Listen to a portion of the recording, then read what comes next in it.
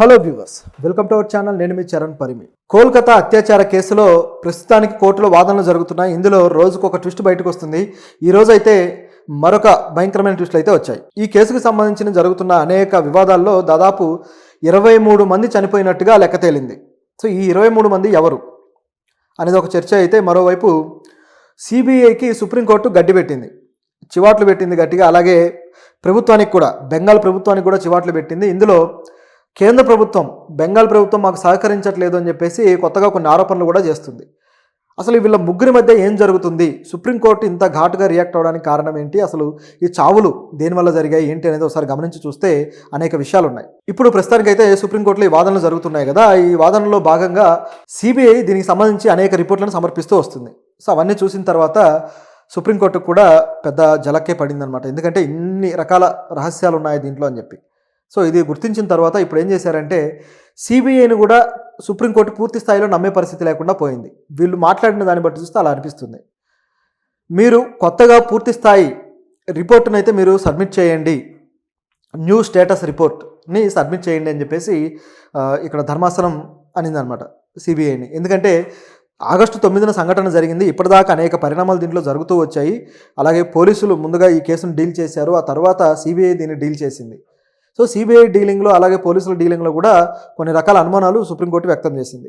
So ఇందులో court ఏమంటుందంటే, అసలు దీనికి సంబంధించిన ఫోరెన్సిక్ రిపోర్ట్స్ కావచ్చు, అలాగే సీసీ ఫుటేజ్లు కావచ్చు, ఇవన్నీ కూడా సిబిఐకి పోలీసులు కరెక్ట్గా సబ్మిట్ చేశారా లేదా అని చెప్పేసి అడిగారు.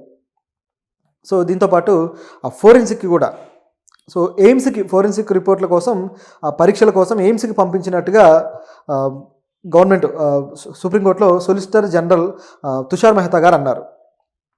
సో అది సిబిఐ అంగీకరించడం ద్వారానే పంపించడం జరిగింది. మొత్తానికి ఆ రిపోర్ట్లు కూడా వచ్చాయి.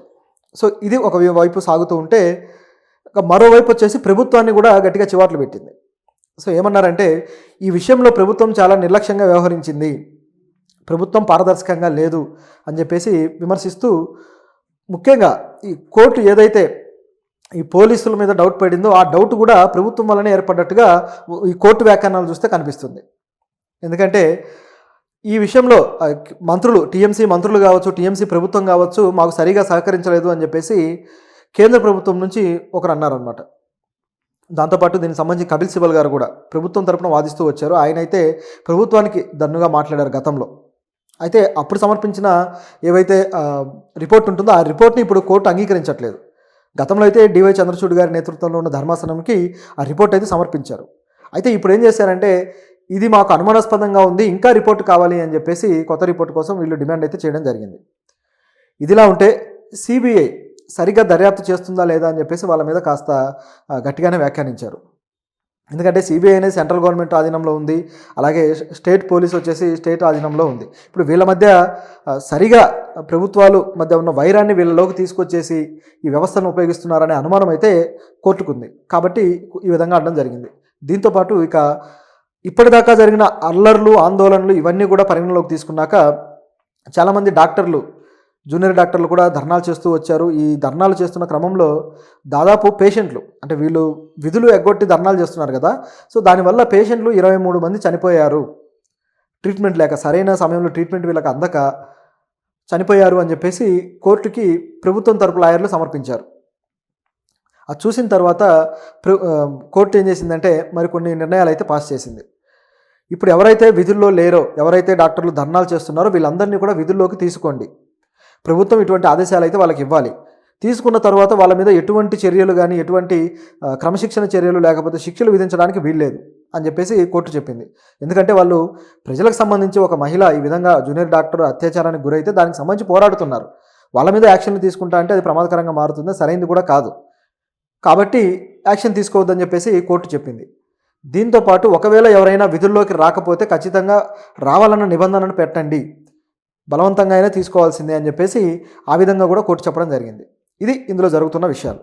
ఈ వాదనల్లో కేంద్ర ప్రభుత్వం కూడా ఇన్వాల్వ్ అయింది. కాబట్టి కేంద్ర ప్రభుత్వం ఏమంటుందంటే, ఈ హాస్పిటల్, ఆర్జికర్ హాస్పిటల్కి సంబంధించి మహిళల CISFలు దాదాపు 3 ఉన్నాయి, అంటే మహిళల విభాగానికి సంబంధించి వస్తువులు కల్పించే ఇది. అయితే వీటికి కేవలం ఒకదానికి మాత్రమే వస్తువులు కల్పించారు, మిగతా వాటికి కల్పించలేదు అని చెప్పేసి కేంద్ర ప్రభుత్వం చెప్పింది కోర్టుకి. దాంతో కోర్టు గవర్నమెంట్ మీద సీరియస్ అయింది. పశ్చిమ బెంగాల్ గవర్నమెంట్ మీద. దాంతో పశ్చిమ బెంగాల్ కూడా లేదు, మేము తర్వాత అవి వాళ్ళకు సమకూర్చాము, మూడింటికి కూడా 3 CISFకి సమర్పించామని చెప్పారు. అయితే దానికి మళ్ళీ కేంద్ర ప్రభుత్వం వివరణ ఏంటంటే దాదాపు 18 రోజుల తర్వాత వీళ్ళది మొత్తం వస్తువులన్నీ కేటాయించడం జరిగింది అని చెప్పేసి కేంద్ర ప్రభుత్వం అంది. సో ఇక్కడ కోర్టులో కేంద్ర ప్రభుత్వం అలాగే వెస్ట్ బెంగాల్ ప్రభుత్వం రెండు కూడా ఒక విధంగా వాదులాడుకుంటున్నాయన్నమాట. ఒకరినొకరు దూషించుకుంటూ ఒకరి మీద ఒకరు అపనమ్మకంతో సాగుతుంది ఇది. సో ఈ పద్ధతిలో ఈ కోర్టులో వివాదాలు అయితే నడుస్తూ ఉన్నాయి.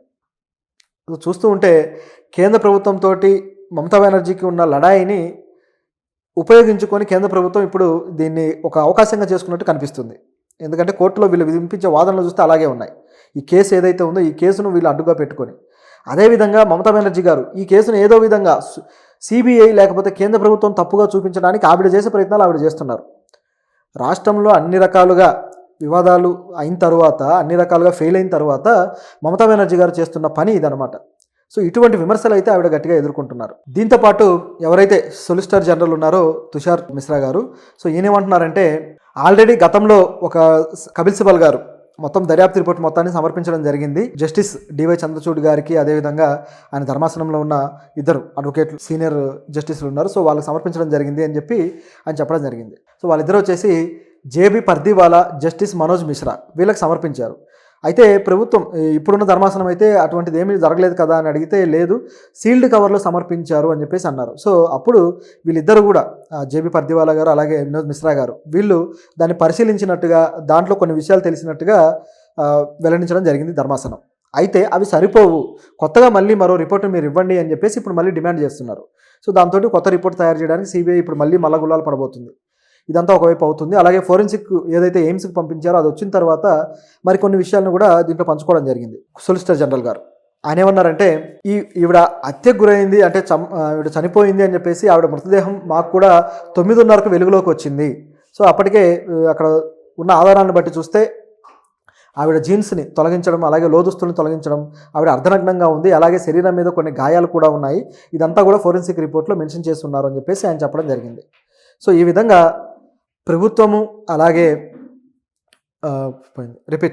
ఈ విధంగా కేంద్ర ప్రభుత్వము అలాగే రాష్ట్ర ప్రభుత్వము అదేవిధంగా సిబిఐ వీళ్ళ ముగ్గురి మధ్యలో ఎడతెగని వాదన, ఎడతెగని లడాయి అయితే జరుగుతూ ఉంది. ఈ కేసు అనేది వీళ్ళ ముగ్గురి పరువును బజార్కిచ్చేలాగా ఉంది. ఎందుకంటే ప్రభుత్వాలు ప్రజల విషయంలో చిత్తశుద్ధిగా పనిచేయట్లేదు, చాలా కేర్లెస్గా ఉన్నారు అనే దానికి ఇది ఒక ఎగ్జాంపుల్.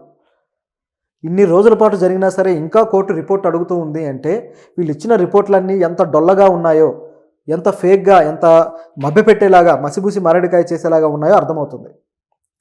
సో మరి ఇంకా మరిన్ని విషయాలు అయితే తెలియాల్సి ఉంది. మరి నెక్స్ట్ మంగళవారానికి దీన్ని వాయిదా వేశారు. ఆ రోజుకి